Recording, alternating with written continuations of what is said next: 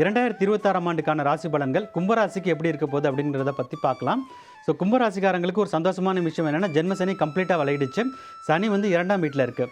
So 7.5 சனியில் வந்து ஒரு பெரிய டெஸ்டிங் பேஸுங்கிறது ஜென்ம சனி தான். அதாவது முதல் 5 வருஷத்தை தாண்டணும். அதுக்கு அடுத்து வந்து பாத சனியாக வர பீரியடில் வந்து அந்த அளவுக்கு வந்து ஒரு ப்ரெஷர் இருக்காது. ஸோ எல்லா விஷயத்துலையுமே வந்து ஒரு ரிலீஃப் கிடைக்க ஆரம்பிக்கும்.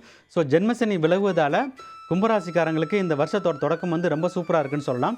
இது மட்டுமல்லாமல் குரு வந்து 5ஆம் வீட்டில் இருக்கார். அதாவது பூர்வ புண்ணியஸ்தானம்னு சொல்லுவோம். இது வந்து ஒரு ஸ்பெஷல் ஆஸ்பெக்ட். இதுக்கு காரணம் என்னென்னு பார்த்தீங்கன்னா, உங்களுடைய ராசியின் மீது குருவோட பார்வை லாஸ்ட் ஒரு 7 வருஷமாக விழவே இல்லை. அப்படின்னா குருபலம் இல்லாமல் நீங்கள் வந்து லாஸ்ட் 7 வருஷமாக கஷ்டப்பட்டுட்டு இருந்திருக்கீங்க. இப்போ வந்து குருவோட பார்வை உங்களுடைய ராசியின் மீது படுவதால் எல்லா, அதாவது ஹெல்த் ப்ராப்ளம்ஸ் இல்லை ரிலேஷன்ஷிப் ப்ராப்ளம், எந்த ப்ராப்ளமாக இருந்தாலும் அதுலேருந்து ஒரு வெளியில் வருவதற்கான ஒரு ரிலீஃப் பேஸ் அப்படின்னு சொல்லலாம். அதாவது ஒரு டெஸ்டிங் பேஸை விட்டு கம்ப்ளீட்டாக வெளில வரீங்க அப்படின்றத சொல்லலாம். அந்தளவுக்கு வந்து ஒரு நல்ல ஒரு ரிலீஃப் கிடைக்கும். இருந்தாலும் உங்களுக்கு இன்னொரு விஷயத்தில் நீங்கள் கவனமாக இருக்கணும். ஸோ குருபலம் இருந்துருச்சேன்னு சொல்லி நீங்கள் அதிகமாக ரிஸ்க் எடுத்தீங்கன்னா அதுவும் கொஞ்சம் பிரச்சனையில் மாட்டிடும். ஏன்னா வந்து சனி வந்து 2ல் இருக்கிறது வந்து ஒரு ஜென்மசனியை கம்பேர் பண்ணுறப்ப பார்த்தீங்கன்னா ஒரு நல்ல ஆஸ்பெக்ட். இருந்தாலும் 7.5 சனியோட கடைசி பாகத்தில் இருக்கீங்க. ஸோ ஷேர் மார்க்கெட்டில் நான் நிறைய ட்ரேட் பண்ணி நான் வந்து காசு எடுக்கணும்னு நினச்சி ட்ரை பண்ணிங்கன்னா அது வந்து லாஸில் போய் முடிஞ்சிடும். ஸோ இது வந்து எப்படின்னா, உங்களுக்கு வந்து லாஸ்ட் ஒரு 4-5 வருஷமும் நிறைய கஷ்டப்பட்டீங்க.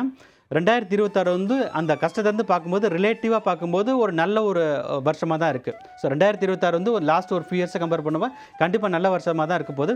ஆனால் எல்லா விஷயத்துலையுமே சக்ஸஸ் அது மாதிரி வருமானு பார்த்தீங்கன்னா கும்பராசிக்கு வந்து அந்தளவுக்கு ஒன்றும் வந்துடாது.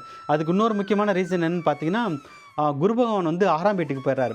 6ஆம் வீடுங்கிறது ருணரோக சத்துருஸ்தானம். இது வந்து இதனால் வந்து உங்களுக்கு என்னென்னா காம்படிஷன் அதிகமாகிடும். ஸோ பிஸ்னஸ் பண்ணுறவங்களுக்கு வந்து காம்படிஷனால் ப்ரெஷர்ஸ் வந்து வந்துடும். அதே மாதிரி சில சமயம் வந்து லீகல் ப்ராப்ளத்தில் கூட போய் சில பேர் மாட்டிக்கலாம்.